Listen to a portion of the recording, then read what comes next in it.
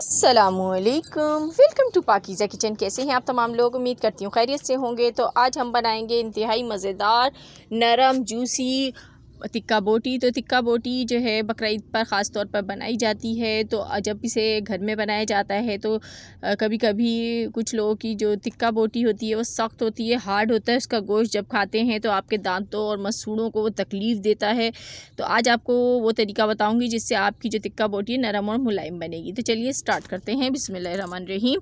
तो इसके लिए सबसे पहले आपको बीफ दरकार होगी, बीफ का गोश्त, और इसको आपने अच्छी तरीके से वॉश कर लेना है। इतनी साइज़ की आपने बोटी बनानी है, देख सकते हैं आप। बहुत ज़्यादा बड़ी बोटी आप यूज़ नहीं करेंगे टिक्का बोटी में, और चकोर चकोर बोटियाँ बनानी है। देखें, मैंने इसको धोने के बाद इसको इस तरीके से स्ट्रेनर पे रख दिया था ताकि जो इसका एक एक्स्ट्रा वाटर है वो इसमें से निकल जाए।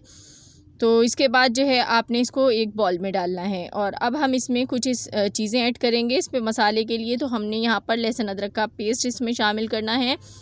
तो एक और चम्मच मैंने लहसुन अदरक का पेस्ट डाल दिया। एक बड़ा चम्मच खाने का मैंने इसमें पपीता पेस्ट डाल दिया। पपीता पेस्ट इसको गलाने का काम करेगा।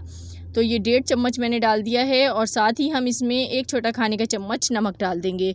तो ये तीनों चीज़ें डालने के बाद आपने इसको अच्छी तरीके से हैंड की मदद से मिक्स करना है, और इसको आपने मिक्स करने के बाद छोड़ना है आपको इसको 1 घंटे के लिए, ताकि जो है मसाले जो हमने अभी लगाए हैं इसको टेंडर करने के लिए ये अच्छी तरह से इसमें जज़्ब हो जाए।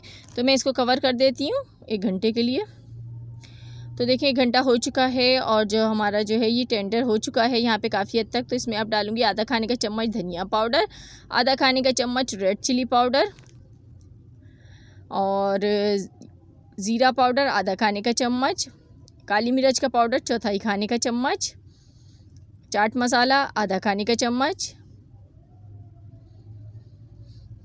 हल्दी चौथाई खाने का चम्मच, और यहाँ पे मैं इसमें सिरका ऐड कर रही हूँ। तो सिरका इसके जायके को बढ़ाएगा, और आपकी जो टिक्का बोटी है इससे इंतहाई नरम बनेगी। तो अब मैं इसमें फूड कलर ऐड कर रही हूँ चौथाई चम्मच। इससे जो है इसका जो फ्लेवर है इंतहाई मज़ेदार हो जाएगा। साथ ही हम इसके अंदर लेमन जूस ऐड करेंगे। तो आपने 2 बड़े साइज़ के लीमों का रस इसमें डालना है, और उसके बाद दही ऐड करेंगे। तो दही आपने बहुत ज़्यादा ऐड नहीं करनी होती है, सिर्फ 3 खाने का चम्मच डालने हैं, क्योंकि हम जब इसको रखते हैं तो ये पानी छोड़ देता है।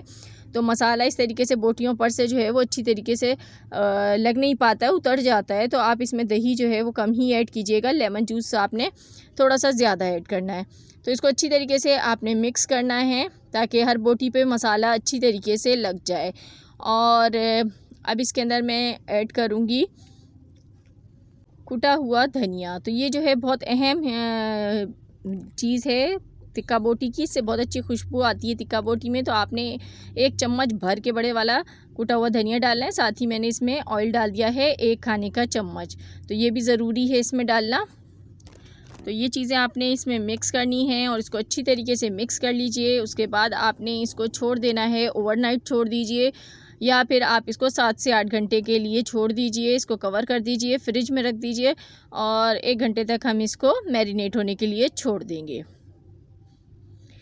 बिस्मिल्लाहिर्रहमानिर्रहीम। तो देखें 8 घंटे हो चुके हैं, और यहाँ पर देखें गोश्त जो है वो अच्छी तरीके से हमारा टेंडर हो चुका है, और मसाले भी अच्छी तरीके से इस पर लग चुके हैं। तो अब आपने इस तरह से सीखें लेनी है, और इन सीखों को आपने सबसे पहले ऑयलिंग करनी है। ग्रीस कर लीजिए हल्का हल्का सा ऑयल की मदद से, क्योंकि ये जब आप बोटियाँ उतारेंगे तो ये आराम से उतर जाएंगी इस पे से। तो छोटी छोटी सी टिप्स होती हैं, इनसे बहुत ज़्यादा आपको फ़ायदा हासिल होगा। तो यहाँ पर देखें मैं इसके ऊपर अब बोटियाँ लगाने लगी हूँ। तो बोटियाँ आपने थोड़े से गैप के साथ लगानी है, ताकि जो बोटी है आपकी बहुत अच्छी तरीके से पक जाए। तो इतना इतना गैप देना बहुत ज़रूरी होता है। एक साथ आपने सारी बोटियाँ एक दूसरे के साथ नहीं लगानी है। तो यही वजह होती है कि आपका जो गोश्त है वो अच्छी तरह से गल नहीं पाता है। तो अगर आप मेरी बताई हुई रेसिपी से ट्राई करेंगे तो आपका गोश्त भी बहुत अच्छा गलेगा। मसाले इसके बिल्कुल परफेक्ट हैं, बहुत ही मज़ेदार, जूसी और चटपटा सा आपका ये टिक्का बोटी रेडी होगी। तो देखिए मैंने सारी सीखों पे चढ़ा दी हैं बोटियाँ। तो अब इसे मैं कोयलों पे बनाने लगी हूँ, अंगीठी पे, क्योंकि असल मज़ा उसी पे ही आता है, और बारबेक्यू का। तो उसी पे हम रेडी करेंगे। थोड़ी सी ऑयलिंग कर लेते हैं इसके ऊपर। यहाँ आप लोगों से छोटी सी रिक्वेस्ट है, जिन्होंने अभी तक वीडियो को लाइक नहीं किया तो जल्दी से लाइक कर दीजिए, चैनल को सब्सक्राइब कर दीजिए, बेल को नोटिफिकेशन पे कर दीजिए, क्योंकि मैं लाती हूँ आपके लिए आसान और मज़ेदार सी रेसिपीज़। तो हमने कोयलों को अच्छी तरीके से दहका लिया है और यहाँ पर मैंने इस पर जितनी भी सीखें आएंगी उतनी रख दीजिए और इसको हम पकाएंगे। तो बारबेक्यू का जो मज़ा है वो यहाँ पर आपको महसूस हो रहा होगा। और जो बोटियाँ पकती जाएंगी उनको आपने पलटते जाना है। तो और ऊपर से आपने इसको कोयले को अच्छी तरीके से दहकाते रहना है, थोड़ी थोड़ी ऑयलिंग भी करते रहेंगे ऊपर, ताकि जो है ये अच्छी तरीके से कुक हो जाए। तो जब तक कलर नहीं अच्छा सा आता तब तक आपने इसको कुक लाजमी करना है पलट पलट के। तो यहाँ पे देखें इसका कलर जो है वो चेंज होना शुरू हो गया है, आपको नज़र आ रहा है। तो बस जैसे ही इसके ऊपर ख़ूबसूरत सा कलर आता है तो इसको हम उतार लेंगे। तो देखें कलर आ चुका है, तो इसको मैं उतार लेती हूँ और आपको दिखाती हूँ। तो ये देखें ज़बरदस्त सी हमारी तिक्का बोटी बनके रेडी हो गई है, इंतहाई मज़ेदार है खाने में। तो अगर आप बनाना चाहते हैं लजीज़ तिक्का बोटी तो मेरी रेसिपी को ज़रूर ट्राई कीजिएगा। मिलूँगी आपसे फिर किसी वीडियो में, तब तक के लिए दीजिए इजाज़त। खुदा हाफिज़।